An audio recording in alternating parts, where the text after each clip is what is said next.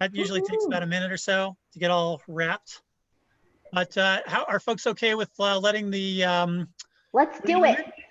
Yep, okay. Go for it. I'm in.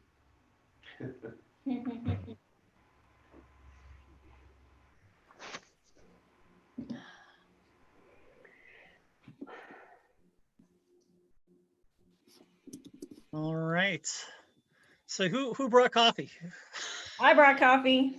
All right, yes. Oh, I see coffee in the backdrop over there in roof care, and that's nice. And see, I think I'm doing a humble coffee this morning. I got some Little Bear for the afternoon. Oh, good choice.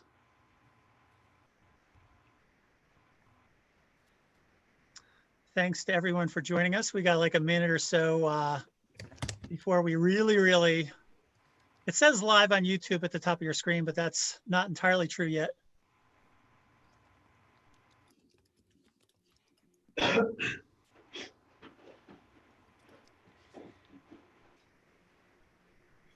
Oh, and I will turn off the sound for YouTube. Otherwise, we'll figure out why that's bad. So we are now live on YouTube, so that is great as well.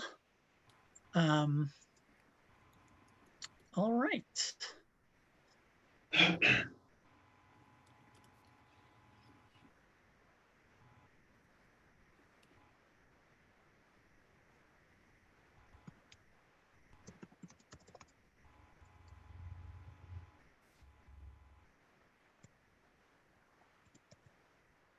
So just housekeeping notes and other kinds of stuff before we really start. We'll typically keep all the folks in their audience. We'll keep most everyone on mute aside from our presenter. Just you know, the usual with these Zoom and online meetings and stuff. There'll be an opportunity with question and answer. We'll do some of that through chat, but also some of that through voice as well. It is now 9 o'clock. I make this figure up usually whenever I say it, but we've only missed like 5. And actually that's pretty close to the truth. We like to start on time. So welcome to 1 Million Cups Albuquerque. This is one of over 90 different locations across the United States that does 1 Million Cups, which is a program from the Kauffman Foundation to basically support entrepreneurship, but also community building around entrepreneurs. They recognize that, you know, for every 100 people, there might be 3 entrepreneurs. It takes those other 97 folks to help those entrepreneurs and their ventures grow. So working together and making that happen is what we try to do on a weekly basis with 1 Million Cups here. I see a slide, and that slide includes a number of sponsors. So I will say that we would love to be seeing you all in person over at Fat Pipe. We hope to do that again soon. In addition to that, we've got Jason Collin Photography. We've got Tune In ABQ with Mr. Charles Garrison. We've got Noventum Custom Software. I wish I was eating a donut right now. But I also wish that my business needed custom software development because Brian and the gang over there are excellent. They're just great people. Loza and Loza Intellectual Property Attorneys, they do great work. We'll try and get some of the links and everything to throw those in the chat. We've also got Sparks Flow. We will be hearing from Sparks Flow. Adam will be presenting on the second half of today's program. And then there's also More Than Organized. Haven't seen Miriam in the chat quite yet, but another great community member. So we can't do 1 Million Cups on a weekly basis without your support. Let's see, I said the program, I said the sponsors. We're very happy to be here. And we've got 2 great presenters here this morning. In order to kind of set those up, I'm going to hand off to our co-lead, Lisa Adkins. Thank you, Eric. Good morning, everyone. Thank you for joining us virtually for 1 Million Cups. I am one that just cannot wait to get back in person. But I'm so glad that we also have these tools that we can still get together.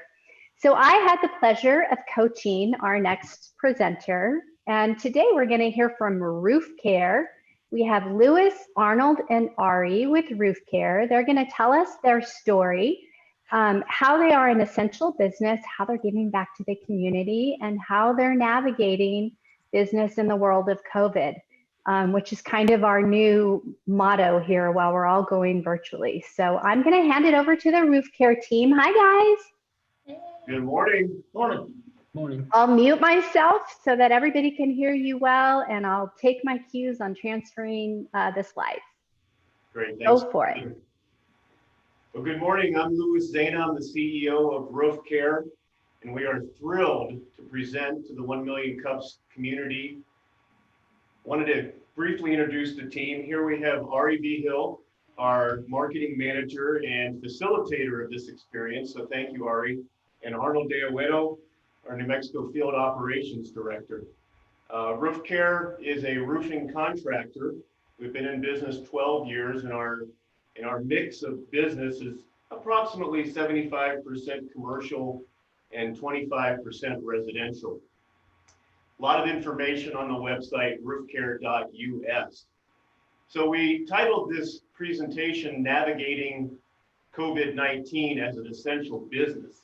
And throughout the last going on 2 months, there's been a tremendous amount of discussion and attention paid to those unfortunate situations with businesses that have been deemed non-essential, and the struggles that they've had, business closures, etc. However, there's a lot of essential businesses that are still up and running, and there hasn't been a whole lot of attention paid. Thankfully, we are one of them, so we're going to talk a little bit about our experience. We're going to start kind of with our present day experiences, and then reflect back briefly, and then glance forward. A little unconventional, but stay with us. So first, you've heard essential, non-essential. What does that mean? The definition of essential is of utmost importance, basic, indispensable, and necessary. So we've spent the last 12 years preaching that message, how important it is to take care of your roofing asset. How ironic it is that it took coronavirus to validate our message. Roofing may not be sexy, but it is now officially essential. But all kidding aside, I'm going to turn it over to Arnold to talk about the present day situation with Roof Care. Okay, thank you. So I'm going to start off with some positive things with the coronavirus. The biggest positive is that we're still working. Roof Care is employing 60 people, and since March 19th, the payroll is about $336,000. So that's a big chunk of money that has gone back, goes back into the community, and is not lost. So that's great that we're still working, and we want to keep it that way. But what did we do as the coronavirus came in? First thing we did was really a lot of communication with all the staff members. Many of the documents that went out or meetings were held in Spanish, and the documents were also written in Spanish for our Spanish speakers. That way there was clear understanding. One of the other things we were able to do, we went through our inventory and we found 660 N95 masks, plus 110 Tyvek suits that were donated for first responders and healthcare workers. We did that through New Mexico Homeland Security and also through the Houston Methodist hospitals. We got some great coverage on the news for that. So overall, what we've seen is that we're still working, morale is high, and people are really working as a team. Now, what's been the challenges while we're still working?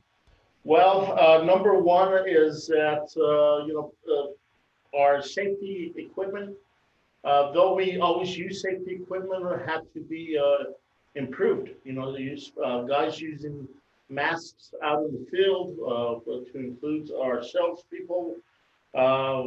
Some issues with lodging we had to work through.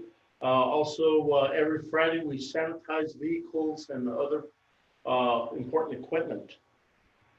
But the biggest challenge I think we've faced here is cash flow. Because much of our work is in education, and as you know, the schools are closed and many people are not working. So our cash flow is slower than normal. Though checks are being written, it's just slower. So that's been a challenge. We did a submit for the payroll protection program about 2 weeks ago. So far, we haven't heard anything, and so we're hopeful that we will receive that as well. Now, looking a little bit forward here, what are going to be some of our challenges is really filling the pipeline on the third and fourth quarter. Typically, roofing is a little bit slower during those quarters.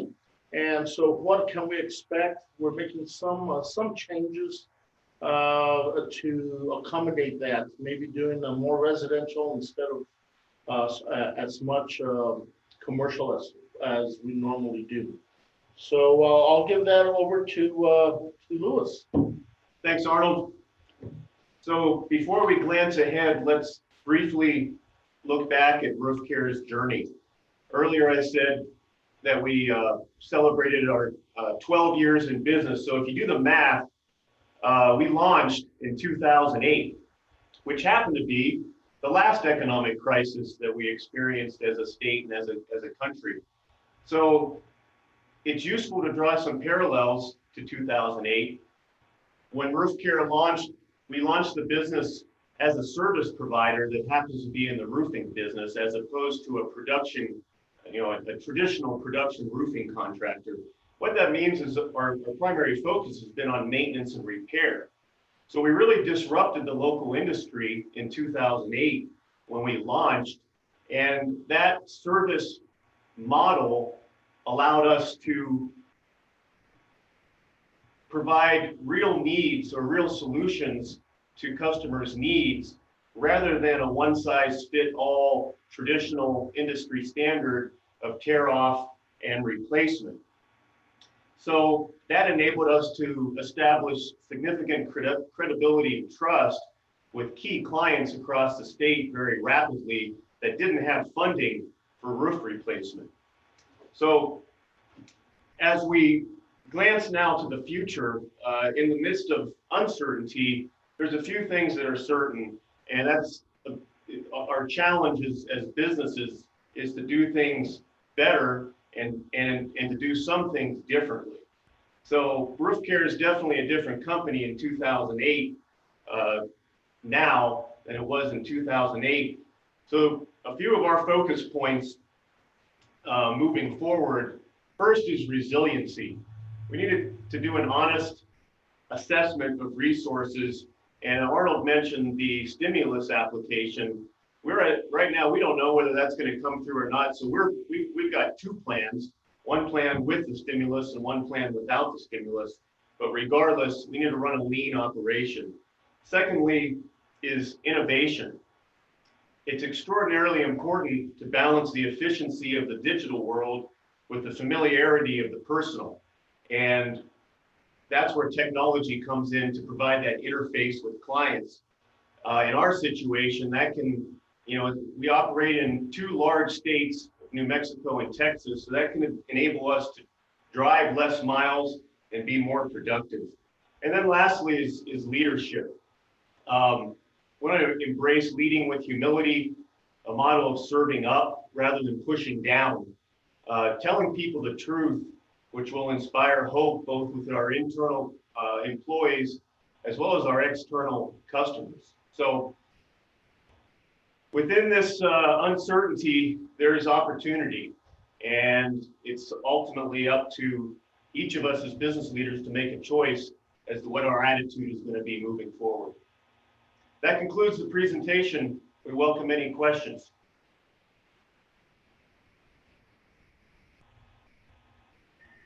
Great job, guys. So we do have a question in the chat from David Murphy. He would like to know what the new material on the roof of the federal courthouse is. Is it TPO or something else? Do you know? Oh, great question. It is a fabric reinforced acrylic fluid applied system. So that was, we were engaged by the GSA several years back. Obviously, well, in Albuquerque standards, a high-rise, 12, 13 stories, and very difficult to tear off and replace. We worked with their team to do some due diligence, qualify the roof, and we're able to provide a long-term alternative to roof replacement through the hydrostop system. So working for the state and city and doing roofing for them, does that require basically government contracting? Are you guys set up to bid on larger projects like that? Or do you have an in with the schools? I run by the Albuquerque Academy in the morning and I noticed they're doing a huge roofing project. Was that something you guys could have bid on, or did you bid on it? No, we did not bid on that particular one, as it was probably a roof replacement project that really we do roof replacement on a case by case basis, but it's really not our primary service model. But to answer your question, yeah, on the federal side, in the past, for several years, we had a joint venture with an 8A contractor. And then on the state and local public side, public agencies, we worked through several different purchasing cooperatives and on-call job order contracts that are pre-bid, pre-negotiated, that allow agencies to execute maintenance and repair work very rapidly. Much more cost effective and economic for companies and organizations and schools to do maintenance regularly than wait until you need the new roof. So I think that's a good line of business. Probably not something most other roofing companies look at. David Murphy has a follow-on question, and he wants to know how long the actual replacement took at the courthouse. It was about 3 months, if I recall, maybe a little longer. It was fairly unique in that the upper section was pretty easy to access, but there's 4 on each corner of the facility. There's 4 lower office sections that are about maybe 3 to 4 stories, and with very minimal, basically no accessibility from the ground. The only accessibility to those 4 roof sections is through judges' office quarters, through the windows. So how entertaining was it to march a roofing crew through federal judge offices? That was fun, but it worked out great. Let's see, Michael says, the reason I ask is that the white roof looks like a replacement, but you're describing it as something different. It is different, and really it's using we pre-qualified the existing roof to make sure that there was minimal saturation and moisture, strong tensile strength. So essentially that fluid applied system utilizes the existing substrate, the existing roof as the substrate. Of course, it has to be clean, dry, and primed, rather than tearing that off and putting a new roof on. So that particular roof system is rated as a roof system, so it goes down as a fluid, cures as a membrane, and it's fully reinforced with polyester. So it truly is a long-term alternative to tear off, and it's sustainable because it keeps tons and tons of roofing out of landfills. That's cool. So Michael McDonald said, can you explain again how what you're doing is different and what forms of maintenance do you do? But I think you just explained that, unless you'd like to provide additional details. Well, it truly is a different business. The service side of the business is radically different than traditional roofing, and there's a number of spectacular roof replacement contractors in the city and the state, but our focus is a little different in that it's a proactive, preventative paradigm shift. Again, roofing is often out of sight and out of mind. And so a lot of knee-jerk reactions are made to tear roofs off prematurely because they're leaking, when in reality, a more proactive approach can sustain that asset and really extend the life significantly, upwards of, in some cases, over 20 years, rather than tearing it off and throwing it away. Yeah. Marianne Ortiz-Pino would like to know if you have a consistent strategy for filling the Q3 pipeline. She says she likes the maintenance strategy. I'll let Arnold handle that one. Well, one is always it's education to our clients and how maintenance really improves your roof at a much lower cost. It's almost like we take our cars to Jiffy Lube to get it maintained, but people don't don't do any maintenance on their roof until it's time to replace it. So that's that's a strategy that we always use. But in the third and fourth quarter, I think we're it's about being out there, educating people more, giving presentations like this, and really letting people know that you have different options with your roof besides just replacement. Even though it may look bad, is it really bad? We look at the whole system, not just the top. Are you able to share a little bit about our digital initiatives moving forward? Yeah, so with our digital, we've implemented some Facebook geo-targets for different zip codes. We're also working on some email blasts that way, and just trying to get in front of people. And I think people forget, as we kind of mentioned, about their roof, but the roof is what holds all of your assets. If you have a strong roof, you're able to protect your biggest asset, which is your home, but also your company. I know there's a lot of technology companies out there and data centers, and if you keep that foundation on your roof, it's going to be strong. So we're trying to connect through different outlets that way, just really target your people through the digital, through our digital platforms. So we are on all social media channels. Please take a look at our website and our social and follow us. So Alan Ramos says, you mentioned that you plan to move from government work to residential work and possibly more commercial. Have you developed a rigorous risk assessment tool?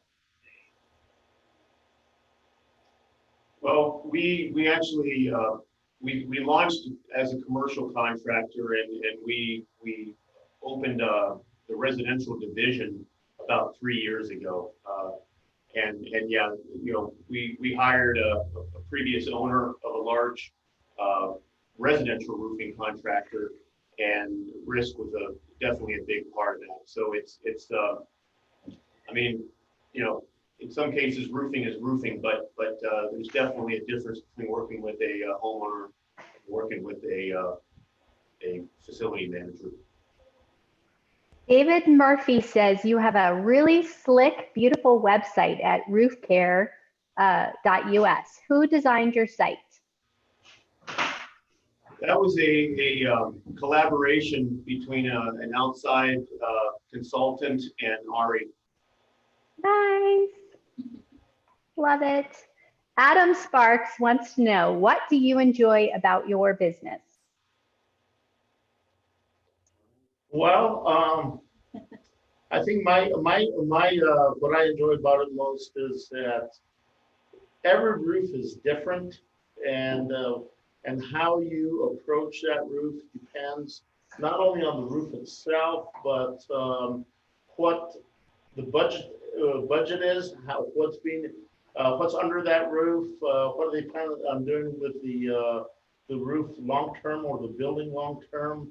And just every the challenge and the different options that you can put into a roof and keep it watertight. So I think that's one, and the other thing is just people in general, just all the people that sometimes it takes many people to make decisions on roofs, especially when you talk about governments, when you're dealing with governments, and rightly so.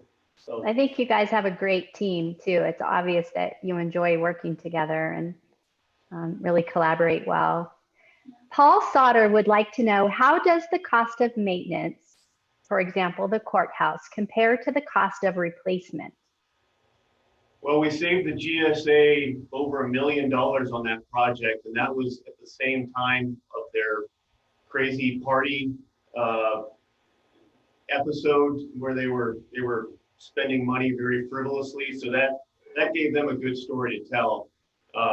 That was somewhat unique in that the cost of that project would have been radically high to tear off. But in many cases, maintaining and extending the life of the roof is anywhere from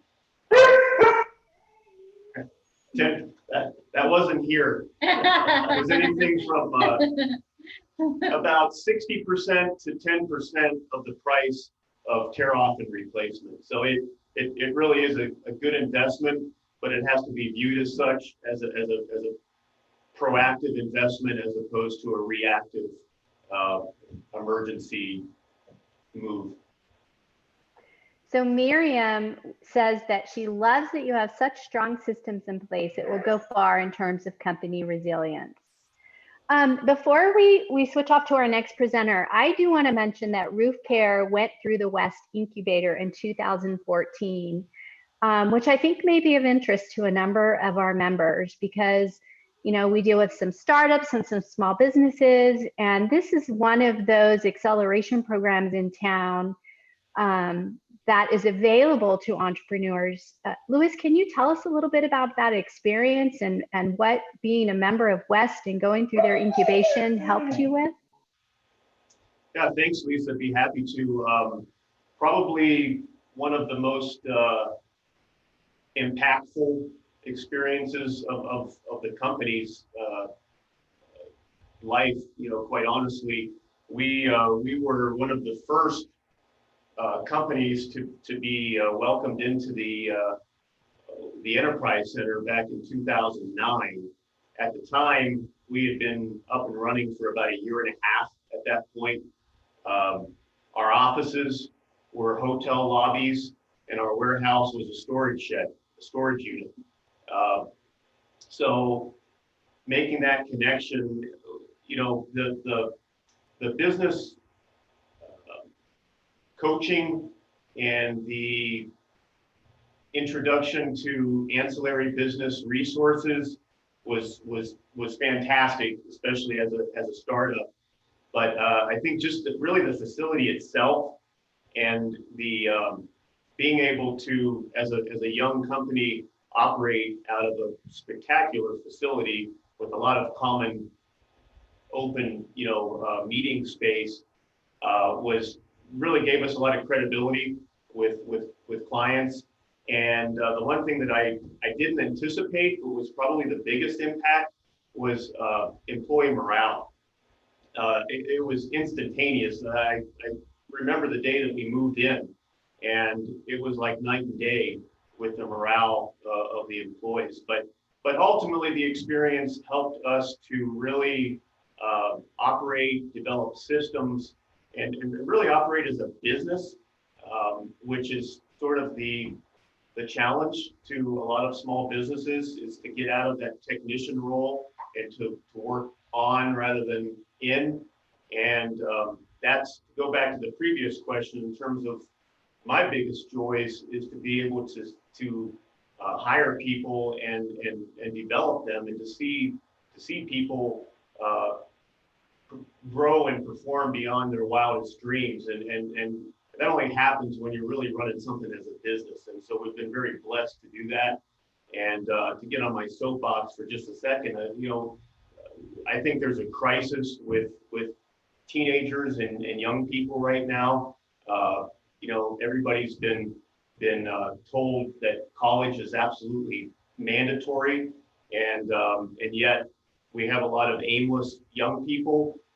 College is great, and I completely endorse it, but the trades is also great, and we welcome young people to come in and experience the value, experience a company that invests in training and employee development, and it's a phenomenal career path. Louis, you sound like a great leader, and I think anyone would be lucky to work with you and your team at Roof Care. I share your opinion about college and skilled workers. I think it is a way to get a lot of people here in Albuquerque and all of New Mexico gainfully employed. They don't always need to have a 4-year degree, so I'm glad that you mentioned that. So we have 2 final questions. The first one is, what can our community do for you, like most immediately and as of today? Well, don't replace your roof until you see us. Okay. Probably don't have to. That's awesome. And I'll go around the table. I'll start with Ari. Red or green? Green. Louis? Well, given the cash flow situation, I'm going with green. How about you, Arnold? Well, green roofs, right? All right. Roofs. It's all green around the table. So I hope you guys will stay online with us. I don't know if you have access to a keyboard with your connection there, Ari, but the chat is still going. I think I asked all of the active questions, but there might be additional ones you might want to answer while we continue on with the presentation today. I'm going to briefly hand it back over to Eric. Eric, do you have any announcements?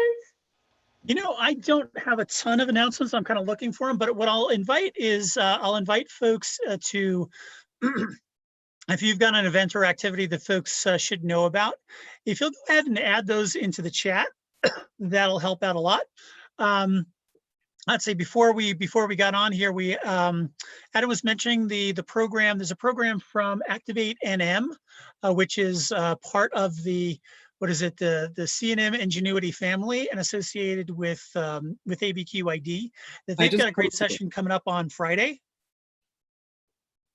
Oh, yeah, and I just posted you got it. You got the link in the chat. That's fantastic. Yeah, I'm gonna look at that. Now, a different question that I've got that I will also ask folks to respond in the chat to. Let's see. Oh, the very important last day to request an absentee ballot is May 5th. So that's right around the corner. One question for folks in the room is, can you tell us in the chat, we want a show of hands. Are you an entrepreneur? You can actually do this. Let's see, just a second. I am going to.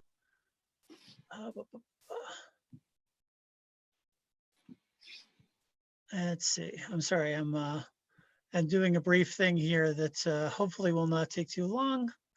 Oh yes, we see that here. I'm not sure if that worked. Yes. Okay. So, and now, perfect. I just wanted to see as many faces as we could. So this is the best way that I know of. We got Ben, we got Midwest Ben, we got celebrities in the audience. Yes. Oh, and I see actually Richard Lynn out of New York is on our YouTube channel. So I'll just do a wave to Richard as well. He's doing the one. I don't have my appropriate mug. I feel so disappointed. I'm wearing the shirt. Sorry, I am wearing pants. So can we get a show of hands for folks who consider themselves entrepreneurs? All right, so let's see, keep those hands up. Okay, good. I'm glad we have Roof Care, like the whole team in the house. That's good. All right. How do I raise my hand? Sonia, you got that? Excellent. How do I raise my hand? If you're on YouTube, excellent. If you're on YouTube, if you don't mind, throw that in the chat as well, so we can do our reporting back. Other events and activities that you recommend, Andrea, you are using the reactions thing appropriately, and I very much appreciate it. There are 2 ways to raise your hand in case we do this again. Maybe we'll do some oh, Richard. Yeah, you're over here now too. That's fantastic. Richard and I were part of the team. Richard did a phenomenal job behind Startup Weekend this past weekend.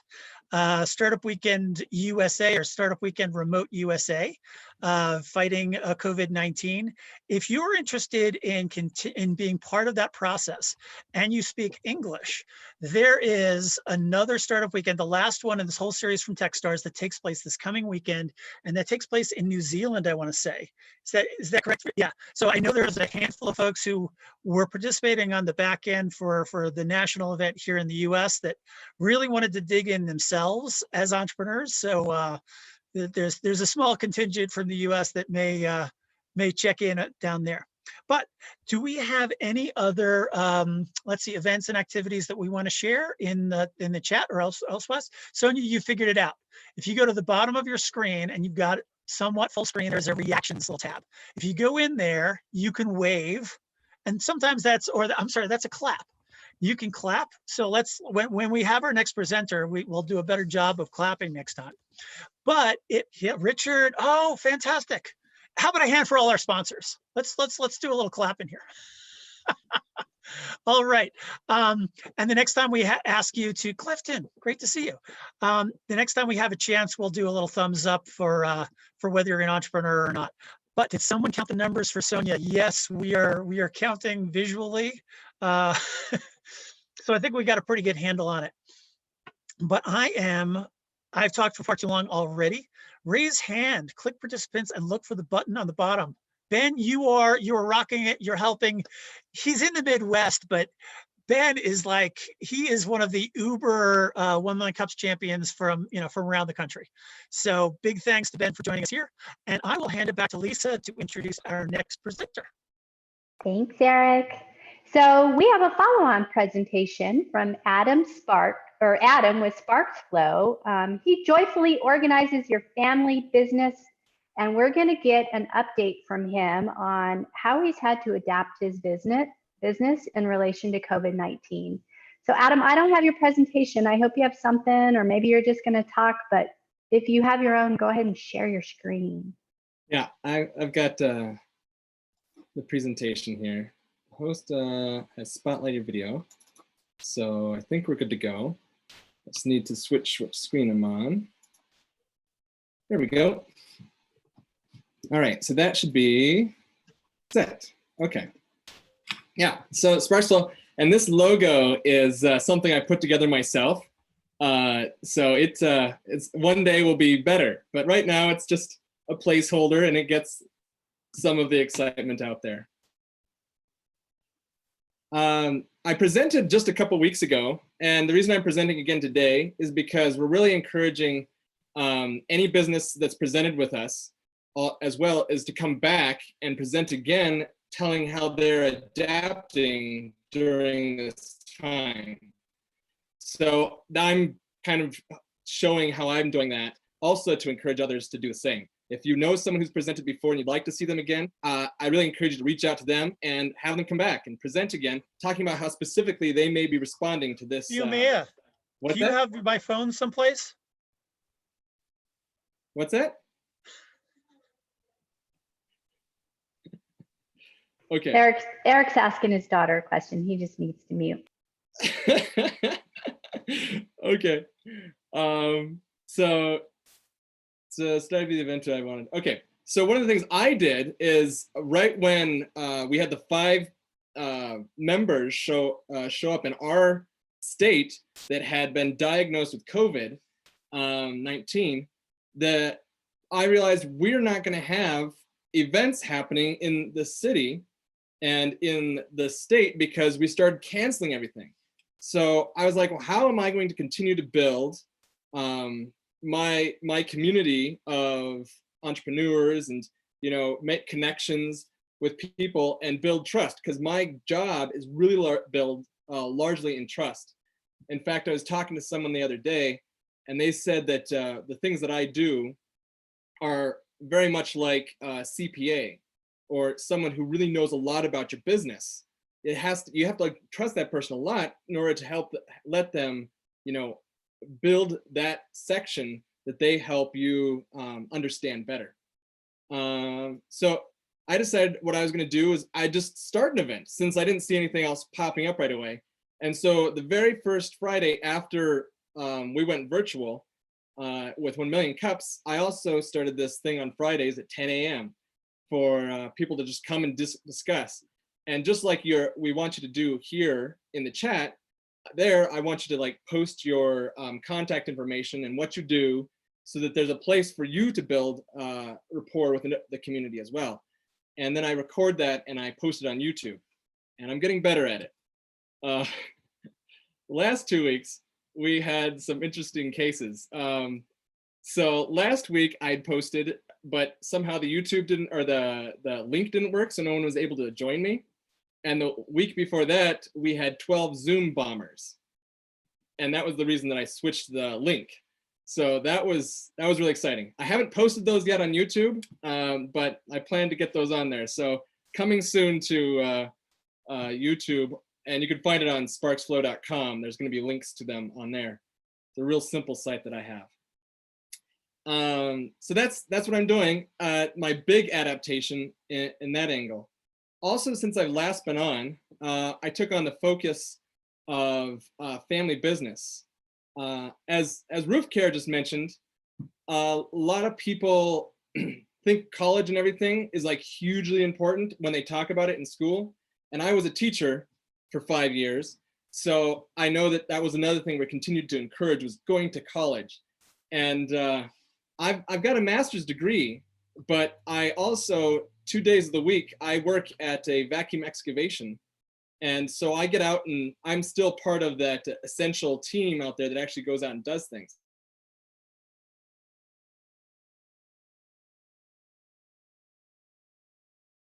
This business. And at first, when I was decided to be an organizer, oh, my internet connection is unstable, so I hope I'm coming through clearly. Okay, good. What I started doing is I started organizing the business that I was working for, the vacuum excavation company. So it was a family-run business, and they'd had a couple generations of people in this family in this one building. Well, actually 5 different buildings, but organization was not their top priority. And I was hesitant to like show my work from that time, or even like, showcase it, because when I was trying to figure out what my business was, one of the things was professional organizer. And professional organizers in general do things like staging homes and putting a bunch of plastic containers in your closets with big labels on them and stuff like that you've printed out. And it just was not my style. But I wanted to feel like, I thought if I was broader in my my reach and like, presented myself as like someone who made things look amazingly beautiful, that I would like somehow build more business. But since then I've realized that really I do a lot of what I have been doing with this other company that I continue to do as an employee there, by organizing, systems and things, not so much so they look beautiful. Miriam Ortiz Pino, who's also my business coach, she points out for a lot of her clients that beautiful also works well. So there is that, but I'm not always looking for the picture perfect thing.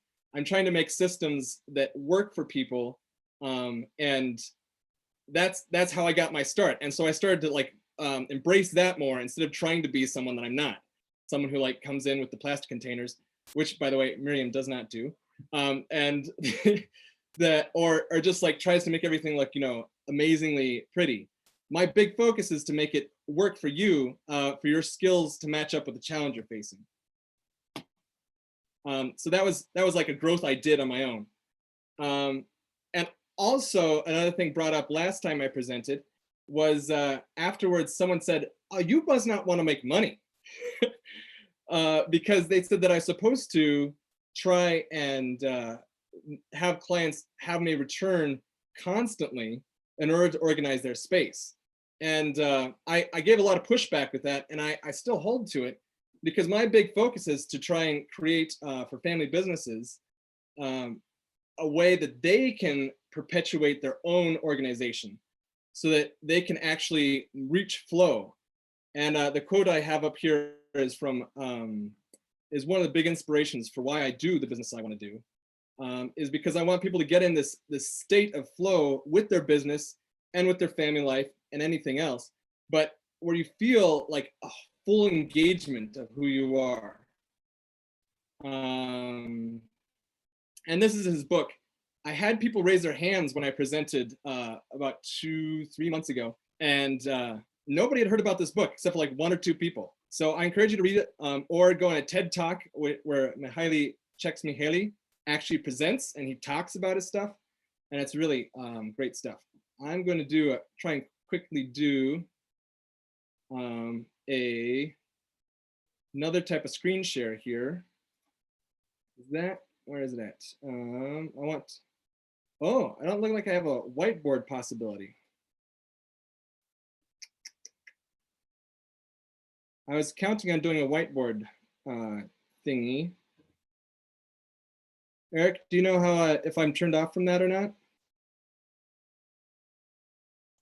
I think we typically don't have whiteboard on for everyone, partially because it's caused a lot of problems. Well, during our Zoom bombing, that was the Exactly. There, people draw stuff that's maybe inappropriate, so we typically don't have that available for everyone. Well, that makes it difficult for me to do what I was going to do, but I will do a backup. Let me see if I might be able to turn it on the back end. Just a minute. Okay, I can also open Google Draw and just use that. All right, so these are technical stuff. So our digital skill is meeting our digital challenge right now. Yeah, I'm sorry, I didn't know you were gonna I want to try that this morning. There's all kinds of things we're learning, and that's one of the big things that about all of this is finding out that you're not going to know it all. Technology is constantly changing, especially right now, and we're having to jump into places that we don't usually. So what I'm going to do is I'm going to escape from that. I'll open up, just in case you don't get to it in time. I'm going to open up Google Draw, just because the visual is just, well, yeah, Google Draw.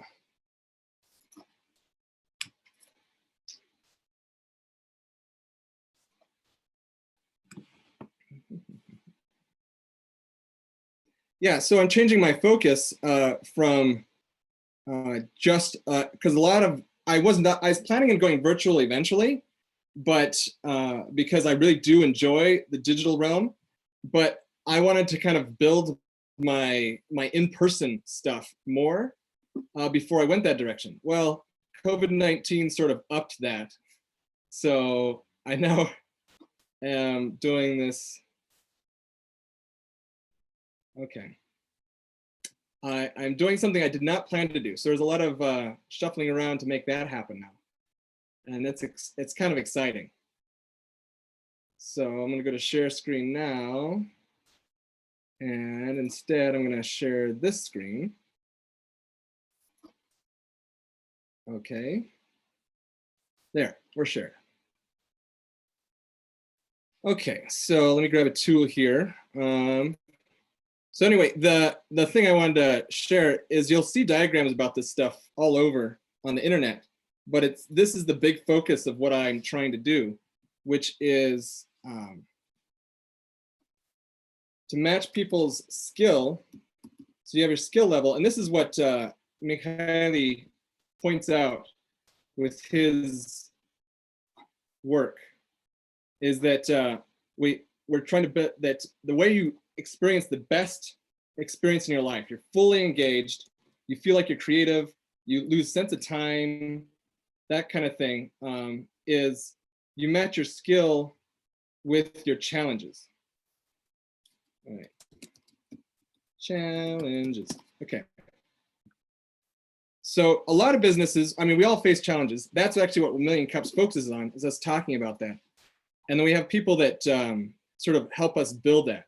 So in this case, I'm going to, yeah. So in this area here, with your skill and your challenges, this is the area that you want to kind of try and stay in. Oh, look at that. This is not what I expected my pen to be. Scribble, there we go. All right. So this is where we like to think that we're going to be, is right here, right where skill and challenges match each other. In this area up here, if you've got lots of skill in the area and not much challenge, then you get bored. And my pen is not working as well as it hoped. So I'll write slower. It's one of the things I found with this pen. Bored, bowl, bored. Okay. And then down here, if your skill and your challenges don't match up in the side of challenges, then you get anxious here or worried. So anxiety. And this is usually where I expect I'll meet most people, especially during this time. But the problem is sometimes it's a mixture of both, and you feel both bored and anxious, and that's really an annoying spot to be in. So my goal is to kind of help you get to this place here by working through with you on the things that are making you anxious or bored, and finding ways to match the skills you already have, and also kind of getting a little bit beyond them. In this case, digitally. Okay, so that was my fun experiment with that diagram.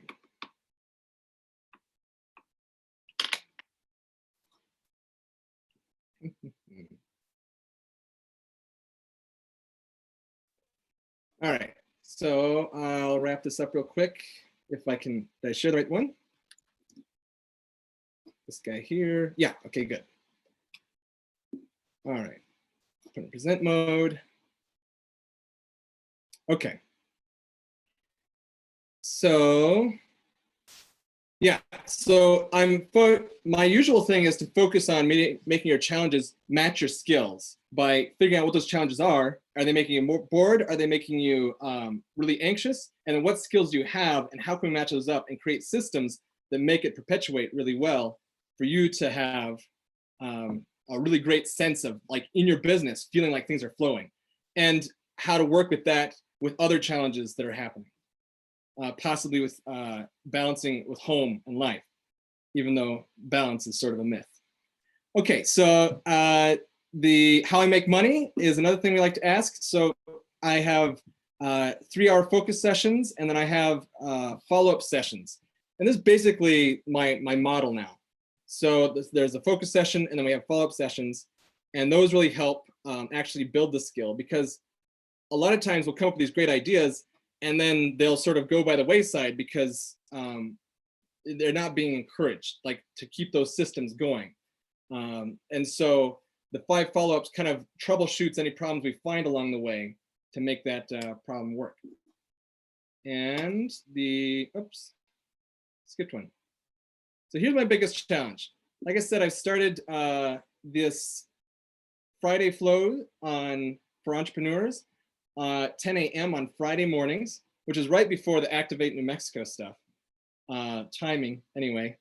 But I want to earn a flowing entrepreneur community, and earn feedback. I'm using the word earn here because I heard recently that you can't actually build trust. Trust is not something you build, it's something you have to earn.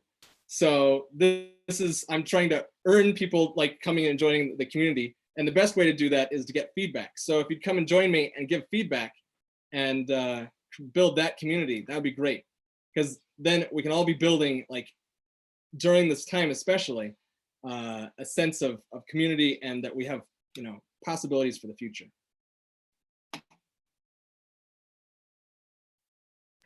Great job, Adam. I love your use of the word earn, and I agree. Does anyone in the audience have questions for Adam? You can post them in the chat box. Ben McDougall says, generosity builds trust. That's a quote from Seth Godin. And they think that you did a great job with your on-the-spot presentation, Adam. Thanks. While we wait for, here's a question from David Murphy. Do you have a limit on the number of clients you can serve? Well, I suppose there's always limits. if I'm talking to people in a group, it's best to have, like, if they're actually working with them all, like as a team, it's best to have it between, for the team, but below 12. But as far as like a total caseload, like all sorts of clients, sure. I mean, at some point I'm gonna have to say, yeah, I'm gonna hand you on to one of my other organizers that I think might be able to help you, or someone like that. Clifton Chadwick wants to know if you've considered doing flow Mondays so your clients can put lessons in place during the work week. Good comments. That is an excellent question. And yes, the reason I went with Friday is because it worked at the time, and also because the alliteration with the F and the F, you know, flow Fridays.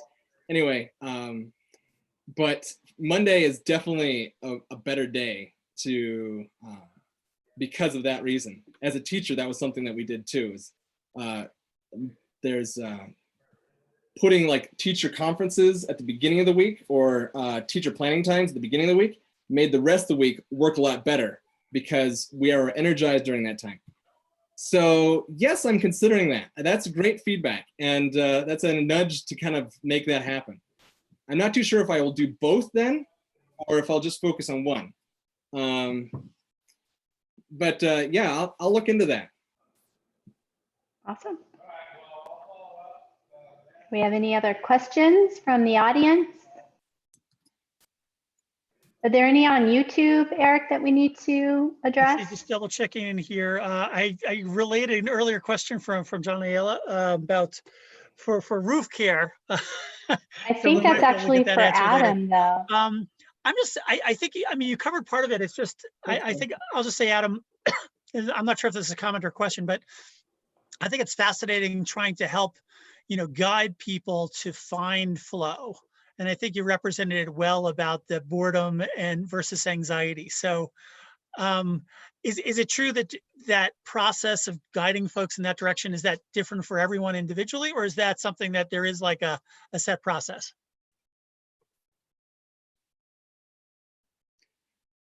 Yes and no. There's not really a set process. The biggest thing is finding out where the problem lies, and then it will take different angles depending on where the strategy is. So when I started with Santa Fe vacuum excavation, he already knew exactly what he wanted to have done, but he knew that he didn't have time to make it happen. So as an employee there, I was able to just kind of make it happen on his time, and he'd sort of talk to me about it. As I've gone, and as an actual like contract as opposed to just an employee, I've sort of been developing some methods to kind of hone in, because sometimes when people call me in, they're not quite sure what it is. So the big first part is like actually diagnosing what it is that we want to focus on.